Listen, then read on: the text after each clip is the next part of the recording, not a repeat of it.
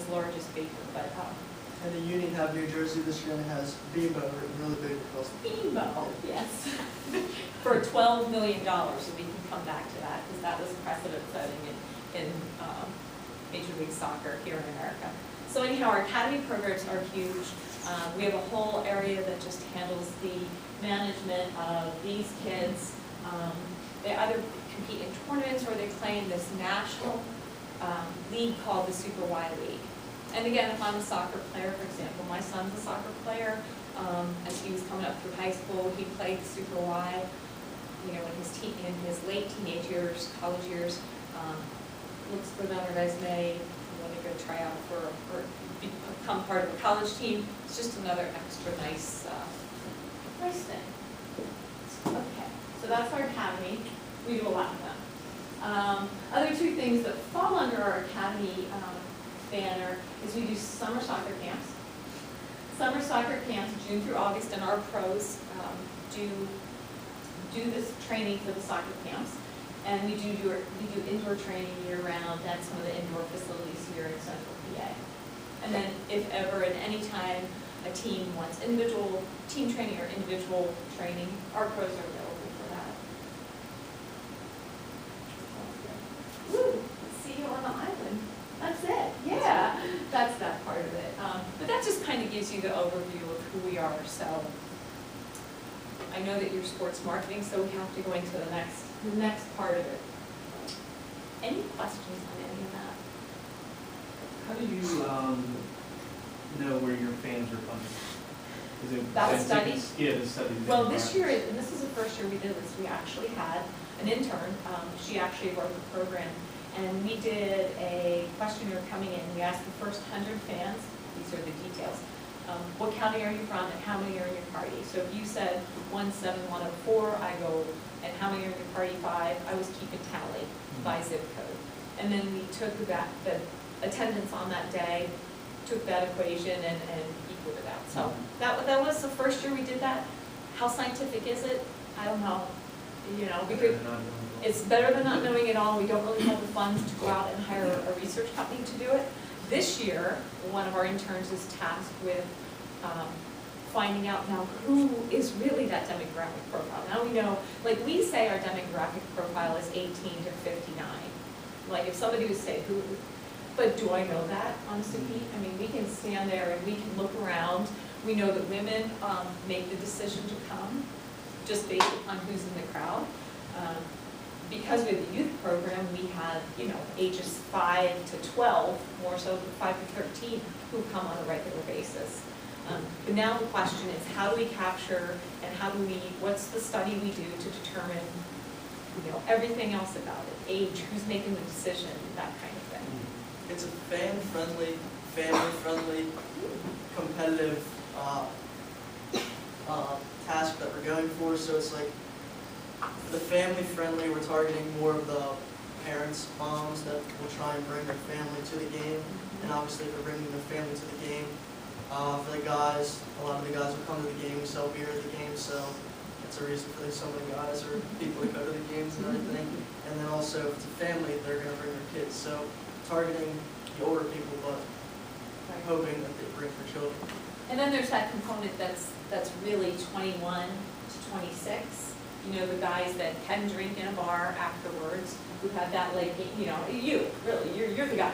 You're the game mentality. You go, you want to, you know, have a pint, as they would say, have a drink, you know, and then afterwards go downtown and hit the bars. So, like, that's the other component. We are family oriented, so we're not out there like with the Hooters mentality, but the whole, like, you know, competitive guy kind of thing, and slash girl. Girls always good for business. That was a good question though. Anything else on that? The demographic profile has been very important because one of the things, and a little tangent, is I'm actually trying to I do corporate sponsorship, so I'm calling corporations, well, I'll come back to this, like Capital Blue Cross, so like a major corporation, Snickers, Lowe's, Home Depot. I will contact anybody and anybody nationally. When I watch a game like yesterday, when I was watching the Super Bowl, I was really watching all the sponsors and just trying to make a little mental note of what national. because I know that there's national funds out there. It's just finding the right one at the right time with the right need. Eric and I were talking about this on the way in. I probably make 100 phone calls trying to connect with somebody. I might get, I'll be generous, 5 back, and I may get 2 appointments from that. So, you know, it's a lot of knocking on doors and what have you. But corporately, Capital Blue Cross currently is our presenting sponsor. Snickers is, let's come back to Pro Jersey. This is last year's. We're currently designing, getting the new ones designed. Snickers, national product, part of our presenting sponsor. And then another big one for us, and this is locally, is T. Brennan O'Reilly's. They're a sponsor of us. They get the short jersey. And actually, their relationship with us is they house the opposing team when they come in from all over the country. Our deal is that they put them up for trade free, and they get their logo on our shorts. And you can see in the book, I gave you those, going through their other different sponsors. We have sponsors who, like Deloitte, who really doesn't want to be shown, be seen. They drop a nice amount of money to support the team. They use their tickets for their employees, for their clients. They may have a picnic, but other than that, they don't really care about all the extra fanfare.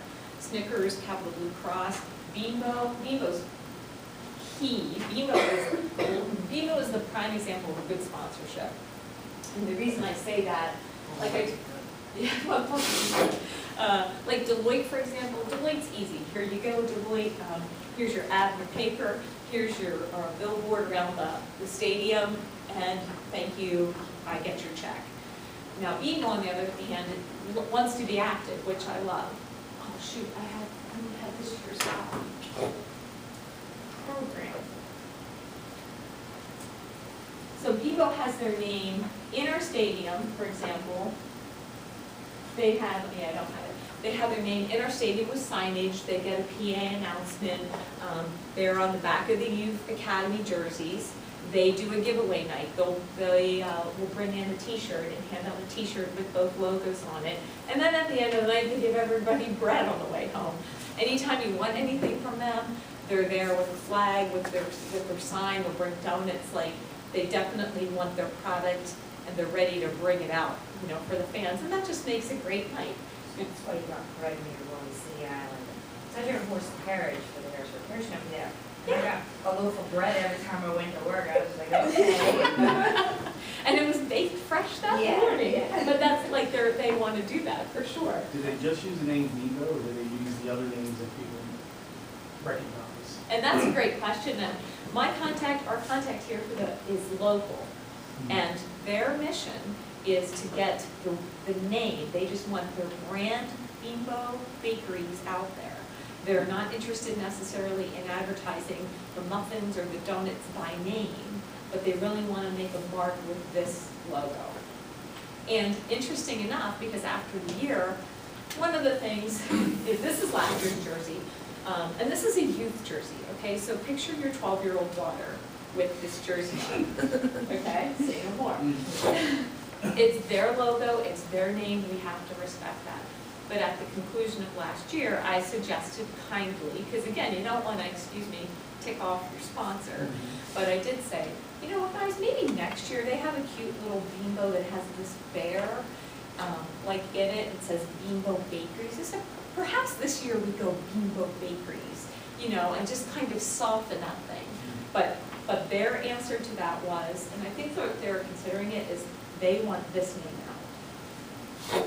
And we in America, not so sure we like this So name. if you explain to them that what people would see that as here in America? And they know it, because actually the contact that we deal with is technically the Stroman contact. He's down here on 322 or 81, whatever, by the plan. So like, he knows it, but he has to do his job. So, I mean, that's an interesting one. Another one, we've had just interesting conversations. Red Bull came to us a couple of years ago and said, here, we're going to bring you product, you can sell it, we're going to give it to your players, we're going to give you all these like neat things for your stadium, umbrellas, coolers, like or get the Red Bull name Red Bull out. And you know what, we said, not sure we want that, because we're kids, we're kid-oriented as well.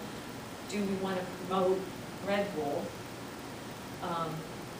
I wouldn't personally let my 9, 10, 11, 12-year-old drink a Red Bull, so that's something I would want in the stadium. And it was one of those questions like, oh, I don't think this is a relationship we really want to have, because it really doesn't represent us. Do we want your money? You know, you have to really ask yourself that. That was a tough one. So I assume you won't do alcohol either? Yes and no. I don't know, I mean, because that has a legal age to it. Like we sell beer, and you have to be 21. Red Bull, you don't. You know, the 9-year-old could get a Red Bull, and no one's stopping the child from that. I don't know if we'd put alcohol on this, but surely in the inside the stadium we would. Trogs is our sponsor, the local brewery here, so. One other question, do you just use Bimbo products at your stadium? No. For the parade? No. Well, that's a giveaway. They came in, they just load up. I mean, like if you're making hot dogs and Yeah. sandwiches and things like that, do you use their products or that's not? No, that's a good consideration. We didn't do hot dogs, and the conversation has come up. In fact, I'm speaking to Kunstler right now about doing hot dogs, and then getting the Stromans to work with us on the bread. Yeah. We sell Snickers. We will not sell any other candy other than Snickers.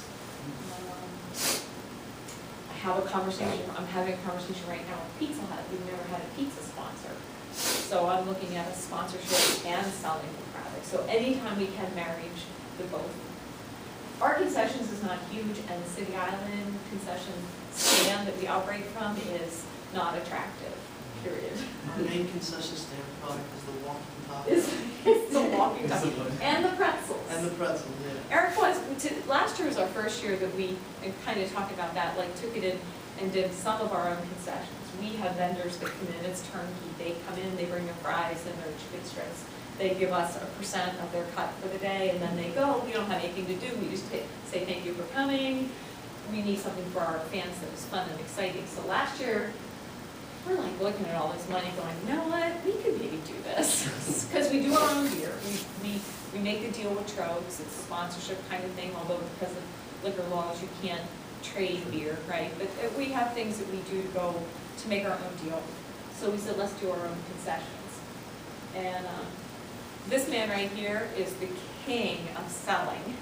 I get jacked up when Eric would come down because it was the first time we ever walked into the stands to sell anything. Now you go to a baseball game, they're hawking everything. You go to the arena at the Giant Center, you know, they're just talking food. And from a cost per fan, like we need to make a cost per fan on your food, on your beverage kind of stuff. So this was the first year we did that, and this guy was awesome. He'd come down and take his little caravan of people, and we'd have soft pretzels and Turkey Hill products. Turkey Hill's another one. They do a sponsorship, not on a jersey, but they actually pay for in-stadium advertising, and they get this like really good deal on the product, and they deliver it. So, anything on that? I'm gonna be happy this summer when I don't have to do that again, but it wasn't bad. But you're the best. So, you know, marketing-wise, talk a little bit about corporate sponsors, obviously big. The key elements that we sell, just like anything else, and we'll be happy to think outside the box and create anything. And I mean that almost. Is, you know, the jersey sponsorships, the signage inside the stadium, the announcements that the live guy reads, any type of halftime promotion. We did one with Members First. We did the Frisbee Frenzy. Yeah, we sold Frisbees for $1. And then at halftime, because unlike baseball where you have like an inning and then you can do something fun with your corporate sponsor, we play for 45 minutes, then we have 15 minutes, and then we play for 45 minutes. So if I'm a fan, I should be engaged for 45 minutes watching the game. So it gives all that extra sell time, either with a corporate sponsor or a food vendor. It's not a big window. So we did this, we sold Frisbees for $1 up until halftime. And then there was a section that, it was the Frisbee toss. You toss your Frisbee and you land it on the bullseye, you got $100 or whatever the pot was that was collected. And it was fun, so we're looking to have a few more of those this year. That was fun. Anytime we can take a corporate sponsor and turn it into an event, we're all for that. One of the discussions we had today